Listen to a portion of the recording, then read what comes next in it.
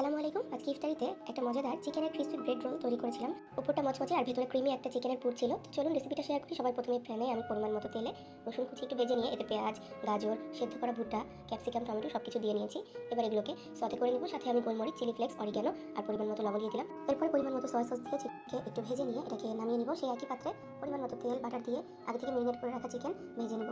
এখন এর সাথে ভেজে রাখা সবজিটা অ্যাড করে দিলাম। একটু নেড়েচেড়ে মিশিয়ে নিয়ে এতে দিয়ে দেবো সামান্য একটু ময়দাটাকে একটু ভেজে নিব। তারপরে দিয়ে দিচ্ছি চিকেন স্টক, মেয়োনিজ আর দুধ সবকিছু দিয়ে এবার এটাকে রান্না করে নিতে হবে। সবশেষে এখানে কিছুটা টমেটো কেচাপ অ্যাড করে দিব। এবার নেড়েচেড়ে ভালোভাবে মিশিয়ে নিব।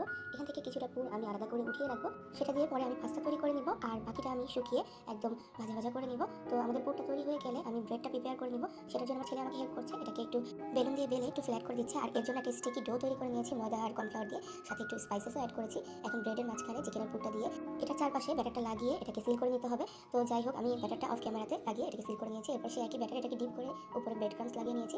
আপনারা চাইলে এই কাজটা ডিম দিয়েও করতে পারেন। এভাবে একে একে সবগুলো ব্রেড রোল তৈরি করে আমি এগুলোকে নর্মাল ফ্রিজে আধা ঘন্টা থেকে 1 ঘন্টার জন্য সেট হতে রেখে দিয়েছিলাম। এবার এগুলোকে ডিপ ফ্রাই করে নিতে হবে। তো এভাবে বানিয়ে কিন্তু আপনারা ডিপ ফ্রিজে এয়ারটাইট বক্সে সংরক্ষণ করে রাখতে পারেন 15 দিনের জন্য। আমাদের ব্রেড টোস্টগুলো লালচে বাদামি করে ভেজে নিতে হবে। ভাজা হয়ে গেছে, এখন এগুলোকে তুলে নিব। আর এই কড়াইটাকে একটু ইগনোর করবেন, কারণ এটাতে আমি ভেজে খুব কমফোর্টেবল ফিল করি। তো যাই হোক, আমি ব্রেড রোলগুলোকে উঠিয়ে নিয়েছি। দেখুন কত মজাদার একটা ব্রেড রোল তৈরি হয়ে গেল।